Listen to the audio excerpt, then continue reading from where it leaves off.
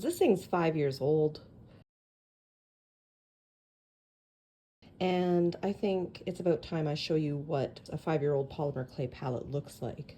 Yeah, there's still lots of paint left. I have a whole bunch of blue left.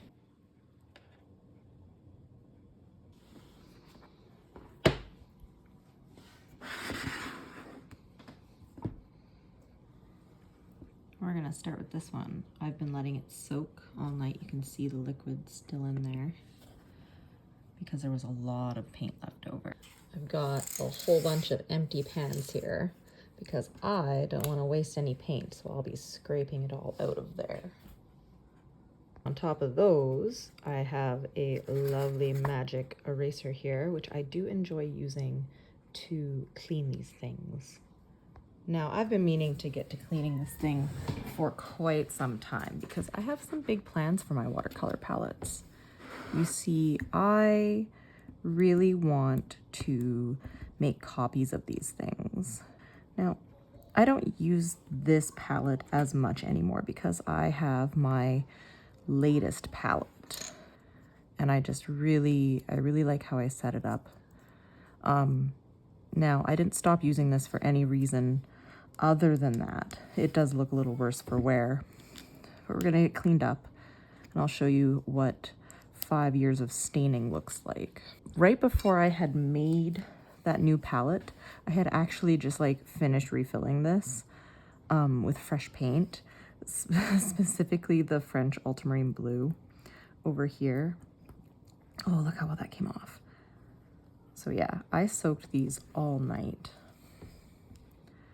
just so I could hopefully get this off. If you look really carefully here, you see that little white chunk? That, I'm pretty sure, is the polymer clay starting to break down. What I noticed is the harder colors, like the granulators, specifically French ultramarine blue, was really hard, and it must have adhered so hard to the polymer that it pulled off. So that's something to be mindful of. Maybe get a softer version of French ultramarine blue, and by softer I mean bound with honey instead of gum arabic. Oh, the phthalo blue is so greasy. Look at that. Don't mind all the hair. Can you see the hair? I have a cat, or cats I should say, and a dog. And I myself have very long hair. Like, some of that's just hair. Gross. This one was fairly empty. Oof. You know what? I think this one's toast. It's all hair. The one problem with these desktop polymer clay palettes, like the ones that you make yourself, is that there's like no lid for them, which means you're gonna get hair in them, and that's pretty gross. I mean, especially like if you haven't used a palette for a while, like I haven't with this one. I'll have to pick all the hair out with tweezers. So if you have a cat, just be mindful you're gonna get hair on everything. I'm really glad this is going well. The soaking has really helped loosen these pigments off the walls. Oh, this one's hard. This one's actually quite hard. There it is. Oh, it's a big glob. Oh, too late using my hands. This stuff is thick. Okay. I'm gonna go rinse these and clean off.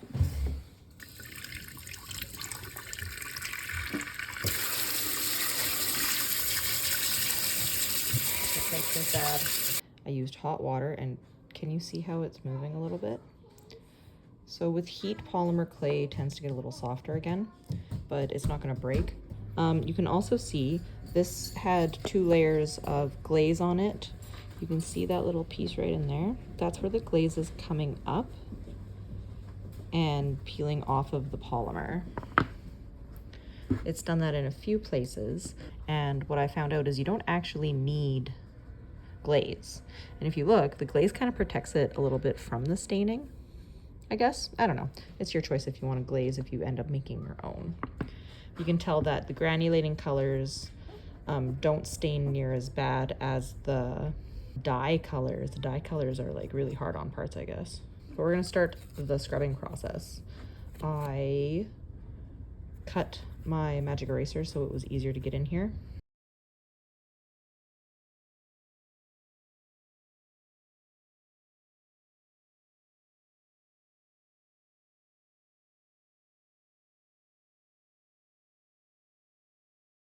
Gonna go rinse it off. It's a messy job. Cut some more of this.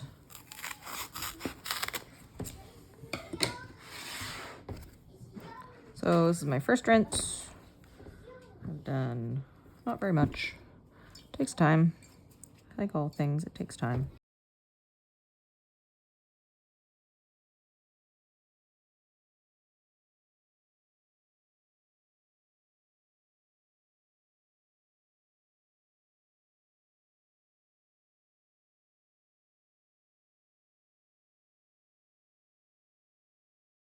I kind of like that the glaze is coming off.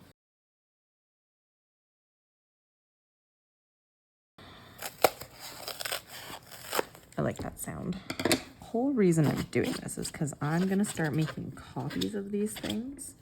Cause like I really enjoy using them, and I know other people would probably really enjoy these custom palettes. Like it's one thing to have a cute whimsical looking one, but like I made these for functionality because I needed something for myself, and so I built it for myself. And as my practice changed, I started making new ones. I made the skull one for fun because I wanted to put all of my used colors into it and then use all the mud basically in other projects. But what ended up happening was it ended up being turned into a polymer clay palette. Not a polymer clay palette, it is a polymer clay palette. It got turned into a gouache palette, a dry gouache palette. It'll be interesting to see what happens with this one because phthalo blue is the most aggressive color like ever.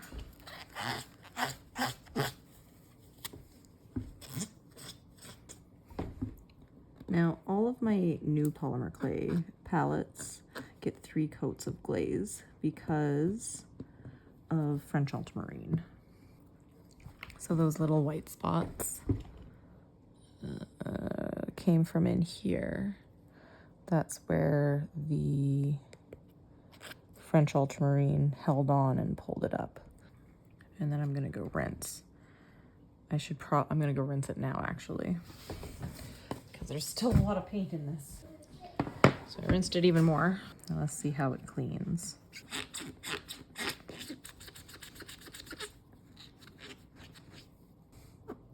Looks like pen ink. Squeak, squeak, squeak, squeak.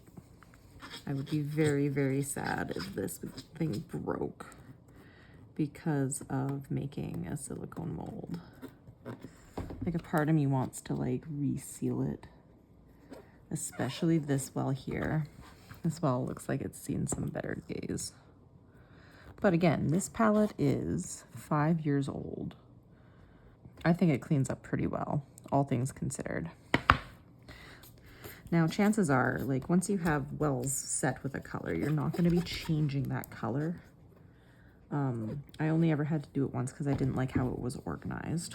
But that was after there was a big mishap, and I had left my palette out in the rain, and all the colors had been obliterated. You want to see on my magic eraser? I used 1 and a half magic erasers. It's kind of funny looking. I'm gonna have to reseal all this, and I'm gonna make sure everything is nice and smooth so that when I make a silicone mold of this, that this stuff doesn't rip up. Other than those places, it looks pretty good. I'm gonna show you the glaze that I use. Same, just different packaging. It's the satin glaze. You put a coat on, you let it dry for a day, and then you can put another coat on. So it takes like 3 days, and then I let it dry another day. Do not shake. I'm just doing this real quick. I recommend using like a paintbrush instead of your fingers. This means the color will be underneath the glaze. I'm okay with that, because I'm just gonna put new paint over top and you're not even gonna notice. All right, I'm just gonna let this dry.